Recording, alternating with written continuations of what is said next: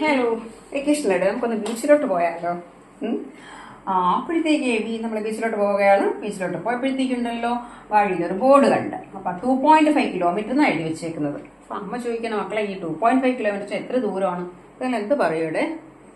2 കിലോമീറ്ററും 5 മീറ്ററും അല്ലേ? ആണ്, കറക്റ്റ് ആണ് അവിടെ.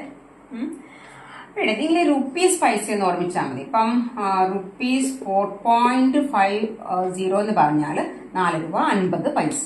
ഓക്കെ, റുപ്പീസ് 4.05 എന്ന് പറഞ്ഞാൽ 4 രൂപ 5 പൈസ. അപ്പൊ റുപ്പീസ് പൈസ 1 റുപ്പി 100 പൈസ 2 ഡിജിറ്റ് ആണ്, 2 ഡെസിമൽ പ്ലേസ് ആണ് ഉള്ളതെന്നിട്ട് കാര്യം ഓർമ്മിച്ചേക്കാം കേട്ടോ. അങ്ങനെയാണെങ്കിൽ ഇവിടെ 2.5 കിലോമീറ്റർ, ഇത് 2 കിലോമീറ്ററും ഇത് മീറ്ററും ആണ്. ഓക്കെ, അപ്പൊ ഇനി 0.5 കിലോമീറ്റർ നമുക്ക് മീറ്റർ ആക്കണമെങ്കിൽ ഇൻറ്റു 1000. ഓക്കെ, ഇൻറ്റു 1000 ആകുമ്പോഴത്തേക്ക് 3 0 ആകുമ്പോൾ 3 ഡിജിറ്റ് ഇങ്ങോട്ട് വരണം. അപ്പോഴത്തേക്ക് 500 മീറ്റർ എന്ന് കിട്ടും. ഇനി അതിനേക്കാളൊരു എളുപ്പവഴി എന്ന് വെച്ചാൽ 0.5 കണ്ട അവിടെ ഇറ്റ് ഈസ് ഹാഫ് എന്നറിയണമെന്നുണ്ട്.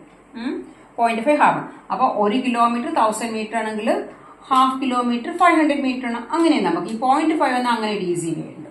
ഓക്കെ, അപ്പൊ 2. പിന്നെ വേറെ സ്ഥലത്ത് ചെന്നപ്പോഴത്തേക്ക് 2.05 കിലോമീറ്റർ എന്ന് വെച്ചേക്കുന്ന, വേറെ സ്ഥലത്ത് നമ്മൾ 2.005 കിലോമീറ്റർ എന്ന് വെച്ചേക്കുന്ന. അപ്പൊ നിങ്ങൾ എന്താ പറയും? ഇവിടെ 2 കിലോമീറ്റർ എളുപ്പവഴി ഇൻറ്റു 1000 എന്ന് നിങ്ങൾ കൊടുക്കണം. എന്ത് ചെയ്താൽ മതി? ഇവിടെ 3 ഡെസിമൽ പ്ലേസ് ആക്കുക. 1 2 3.